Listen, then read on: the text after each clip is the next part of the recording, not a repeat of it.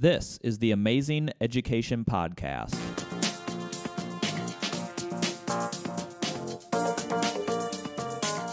Powered by the Ames Community School District, I'm your host, Eric Smith. On today's episode, we are joined by Chris Snider from Drake University. We're going to have an amazing conversation about the current landscape of social media, the pros and cons of various platforms, and how it has evolved over time. Chris Snider, thank you for being on this episode of the Amazing Education Podcast. How are you? I'm good. Good to be here. So this topic, we're going to talk about social media today, and we're going to talk about a lot of different things related to social media. This has sort of been on my list of topics that I've wanted to cover for a really long time, so I am really excited to be able to dive into this. You're a professor at Drake. I am. And just talk to me the areas of which you teach and your expertise. So I teach many classes in many different programs, but the main things that I teach are multimedia, so your audio, your video, your photography. I teach digital media strategies, which spans social media to web strategy, including search engine optimization, analytics, things like that. And I teach a web design class, but my true passion really is in social media and how businesses can use social media to be successful. So we're going to talk about how businesses use social media, but as an education podcast, I think it's going to be important for us to also dive into, what students are doing on social media, because there's a lot that I don't know about this. I mean, this is honestly going to be a really a learning episode for me as well. So you also do a weekly newsletter on social media. I subscribe to it. I do get it. It has a lot of I read these things and I'm like, geez Louise, I have no idea, and I work in social media. So it's an ever-changing landscape. Yeah, and that's why I started writing the newsletter because, I just started thinking, man, if I'm going to keep up with, it's hard to keep up with everything going on in social media, but if someone's going to do it, it might as well be me. Yeah. And then there's things in there too that I'm not a Snapchat user, but Snapchat makes changes. And so, some of them I can see, but it's nice to have, an audience of 18 and 19-year-olds that I can go to and say, okay, Snapchat did this. Walk me through this. Explain this to me. So let's talk through. We're going to start kind of big picture. How did you start studying social media? I mean, both you and I were around when social media just started, and then we've seen it grow over the past, 10 plus years. Mm-hmm. What got you to start really studying it? So I moved to Des Moines in 2005 to start a publication called Juice. Juice was geared toward people aged 25 to 34. The Des Moines Register and Gannett were behind it. And so I was the editor. I had a staff of 10 people and was told, hey, your job is to reach people aged 25 to 34 in Des Moines because that's an audience being underserved. The advertisers want to reach, and the Register didn't have a product that reached them. Yeah. And they said, oh, by the way, good luck because no one succeeded in doing this yet. No big deal. And I'm like, well, you didn't tell me that before you hired me. But early on, I noticed that the young people on staff, younger than me, were using MySpace. They were on MySpace. And so I said, all right, let's have a meeting. Let's figure out how we can use MySpace. And so we built a plan for how we could use MySpace. MySpace lets you search by age. So you could go say, I'm looking for people in Des Moines, age 25 to 34. Yeah. And so that's who we became friends with. We created a Juice MySpace. We saw out people that age. Plenty of other people were using MySpace at the time for similar reasons, but we said we're going to do it better than everyone else. And so we would put out the call, say we're looking for people in this age group who are interested in this thing. And so we could really lock in to only have people in that age group in our product. And so that kind of got me started. Facebook, not too long after that, opened up to people outside of colleges. So we immediately created a Facebook profile. Started adding friends so fast that Facebook shut us down pretty quickly. Yep. But as new things kind of came in, we were on top of those. Eventually, I moved to the Des Moines Register newsroom and did all that same stuff with the Des Moines Register. Okay. And just decided, and then I got offered a job to start teaching, and it wasn't to teach social media. It wasn't what I was necessarily being offered to teach, but I said, you know what, I need an area of expertise, and I'm going to make it social media. Is MySpace still around? It's still around. It's still there. Every once in a while, I think every time like Twitter or Facebook goes down, that's my cue. Go check on MySpace. So Facebook was down recently. So I think I checked on MySpace then, and it was still around. I think Justin Timberlake owns most of it. Oh, really? Yeah. So it's music. It's all music right now. Oh, okay. All right. When you said that, I mean, obviously I asked the question. I wonder how many people listening are like, oh yeah, MySpace. Oh yeah. It's just you don't hear about it anymore. So as a school district, we're on. I mean, I call them the big three, but I welcome you to push back on that. We're on Facebook, we're on Twitter, we're on Instagram. There's a lot of other stuff. So, like, what's the current state of? I mean, Facebook's the big one still, right? And they own Instagram, so I mean, they're kind of like the big one still. But what else is?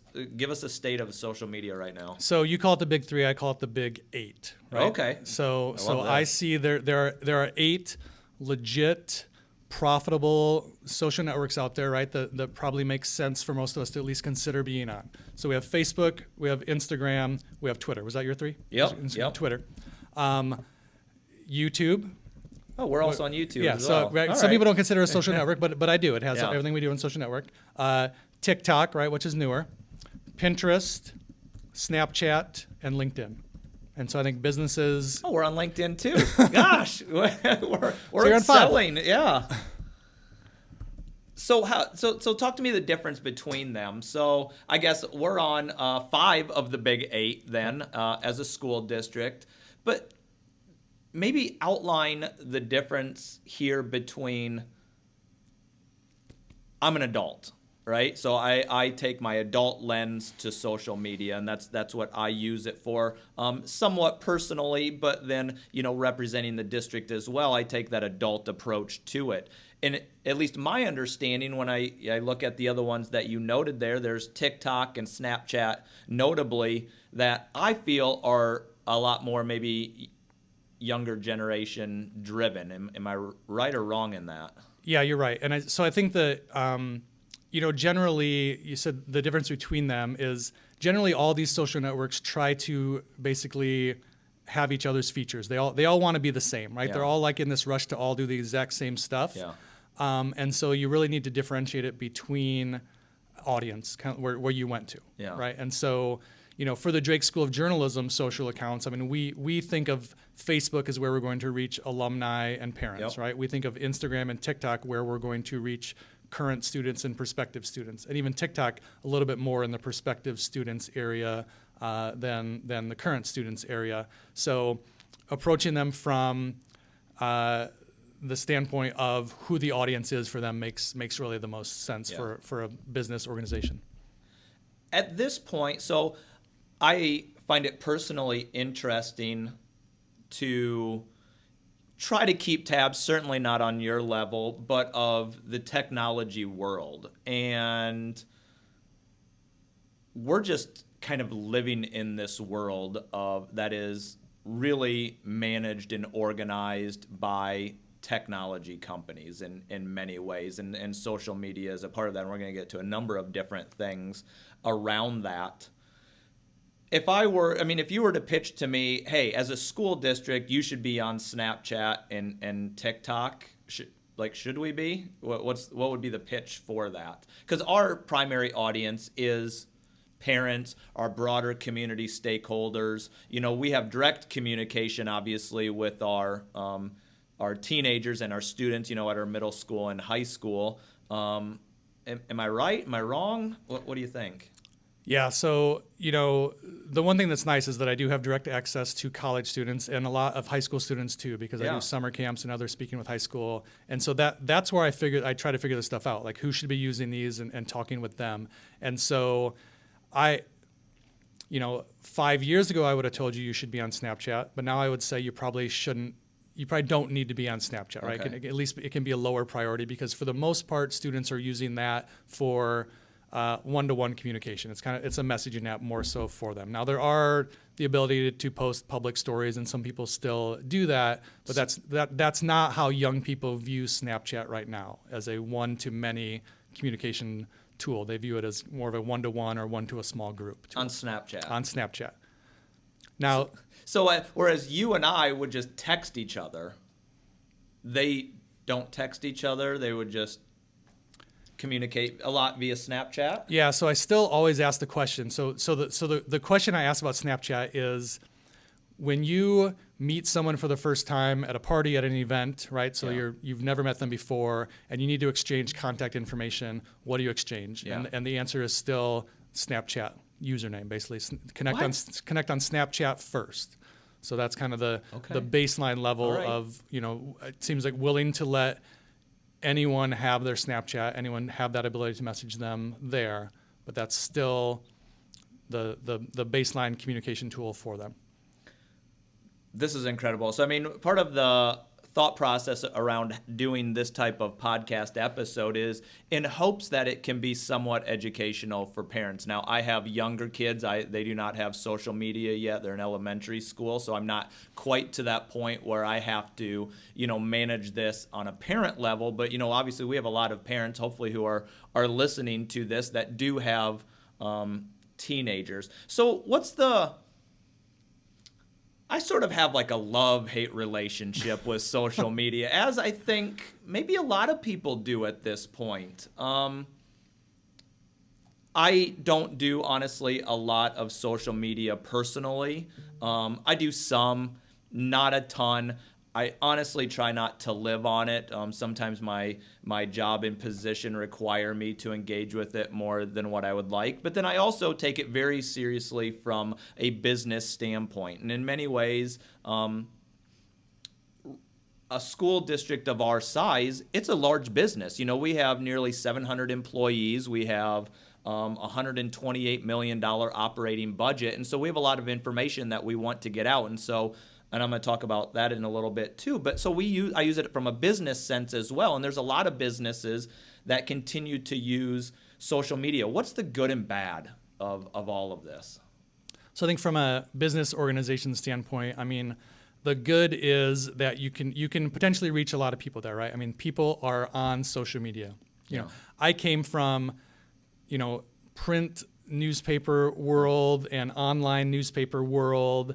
And the thing we always said as things were changing is that we need to go to people where they are. We need to take information to people where they are. And so it always made sense for us to take news to Twitter, take news to Facebook. And I agree with that. Take news to where they are. And so that's the benefit, is that's where your audience is.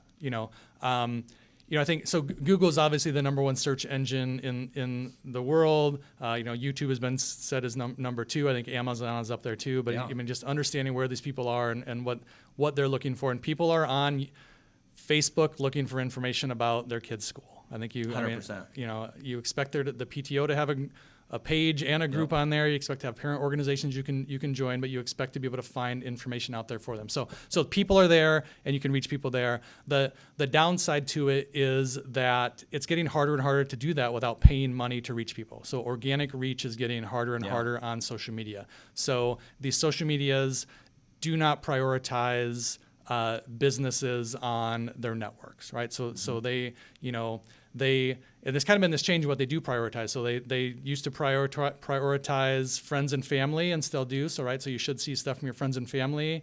Then we kind of went through this influencer phase, right, where people who have a big, real people with a big following was a big deal, and still is a big deal. But we're kind of into this creator phase now, where these people who can create the best content are who are going to win on social media. That's why you're going to see a TikTok from some random 16-year-old student at Ames High School, suddenly get viewed millions and millions of times, which would not have happened 5 years ago. That didn't exist, but it does exist now. And most of us who own a business or do social media for business are not creative enough to live in that creator world of social media. And so that's the downside, is that it's kind of Reels and TikTok and live audio rooms. Some of these new things are kind of leaving some of us behind. And so if you own a business and you're good at taking photos of things, that was wonderful 10 years ago, but it's 2021 and that's not necessarily making the cut now. So what do I have to do? I mean, we were cutting edge, years ago, and now I'm hearing, maybe a little bit more extinct. Are we living in a social media world that is now being run by, teenagers, 20-somethings? And I mean, is that where it's trending? I suppose that's inevitable almost in any industry, though. But yeah, I mean, this is a world where things tend to start with younger people and work their way up, right? So it's always kind of been that way. And so we need to adjust. I see us as needing to adjust to what younger people are doing on social media. So yeah, and social media has changed too. But I think that you should be on TikTok in some format, right? And it's thinking about what is the information that we want to get in front of a certain audience. And right now that audience is probably your students who are on TikTok. And how can we present that in a TikTok-y kind of a way, right? And so we need to understand TikTok and how we do that. And when Snapchat first launched, we had the School of Journalism on Snapchat, I was not going to be the one doing that. I knew I needed to find students to do that. Same with TikTok. I do not touch as much as I want to. I want to jump in there, but the students run our TikTok because that's the way it needs to be right now. And the students used to run our Instagram, but now, I feel like I can handle the Instagram. Yeah. I think that's what I would need to do. I mean, honestly, I would have to have high school students doing this for us because they get it. Right. They totally get it. So I recently did a presentation just on our district communications plan, and I hit on a number of the things that you said. Generally speaking, coming from the school district, we're a one-way social media communication platform. Like you said, that's where people are. I do take efforts to, use graphics, use photography, although now I'm hearing that maybe I need to up my game even a little bit more on social media, but try to pull people in because, naturally people are just, thumbing through stuff and it can get missed. I do say that it is a viable form of communication to get people out. I mean, we post multiple things a week, sometimes multiple things a day. And I always see social media as a bit of an archive. And I don't know if that is valuable or is accurate, but people can go through our social media and they can just see what's happened over the last year if they're so inclined to do so. So it is something that I think about a lot. And I think that's good. And I think that there are probably people out there that maybe they're considering enrolling their kids in this school district, and so that would be useful for them, right? I mean, think about the times that you've gone to a Facebook page, whether it's for a restaurant or something, and just said, let me just scroll through for a while and figure out if this looks like the place I want to go. Or maybe you're hiring a home builder. Or let me just scroll through and see what they've done over the last year and see what it looks like. But that archive aspect of it is a big part of it for users. Yeah, I think so. Just like the website, websites are still very viable. They're a great entry point for information for a business, but social media is too. So one of the things that, and just so you know, and I know you agreed to it before, we might have to do a second episode on this because we're hitting on a lot of really good things, but we have a lot of other topics that I do want to hit on that can be really beneficial for our parents. So if you're good with it, let's do a second episode. The Facebook files. I've had personal experience with this. I'm sure you've read through a lot of this stuff already. I've scanned through it and engaged with it somewhat.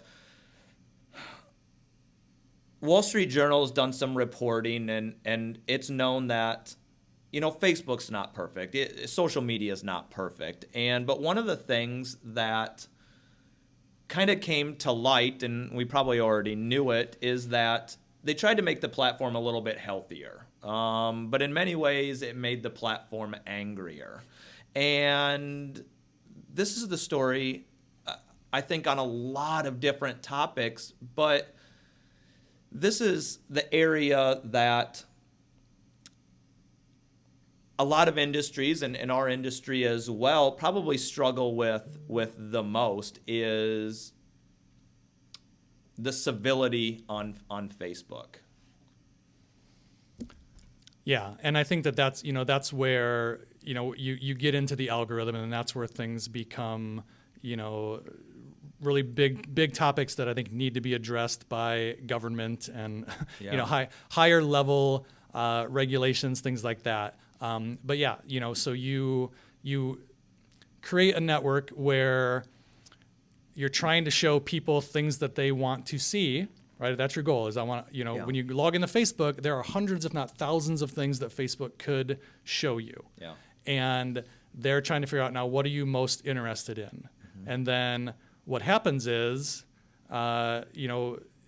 suddenly they realize that you're interested. There's a lot of divisive issues out there, and so that's what gets comments. That's what gets reactions on Facebook. Yeah. So Facebook gets the sense that people like this and shows us more of that. And I think that algorithm, ultimately kind of pushes people apart who probably weren't that far apart before, or at least weren't that far apart, weren't willing to put themselves out there in public as being that far apart. Yeah. But that algorithm kind of pushed them a little bit. So, if you feel strongly that masks are a horrible thing, but you're not going to say anything about it, but suddenly you see a lot of posts from other people that say that same thing, where you're going to start getting a little bit braver and willing to put yourself out there. And I'll say this in that I was talking with other school communications directors, and I've known this probably for years, but I really came to the realization that,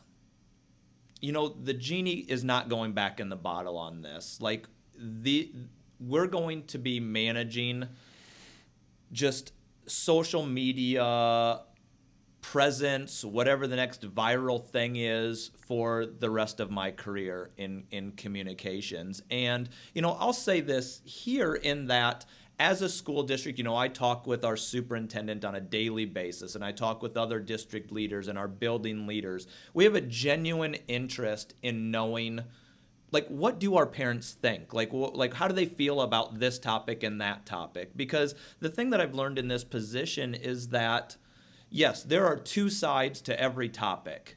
It doesn't mean that if one falls on this side, that everything that the other side says is absolutely wrong.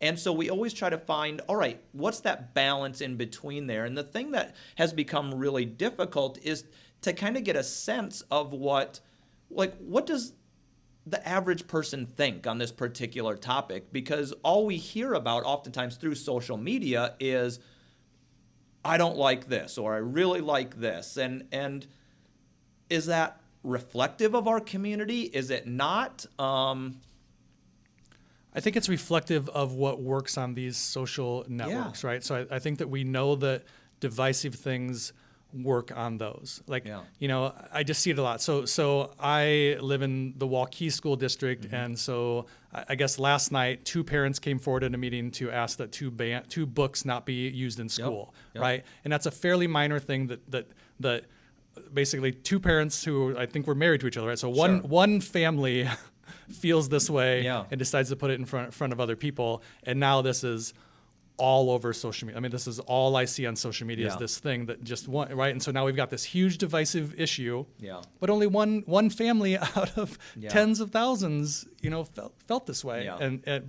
But now we're all going to weigh in, and suddenly it's going to feel like we've got to pick sides on this book, and it just kind of blows things up. And I think the news organizations that covered it,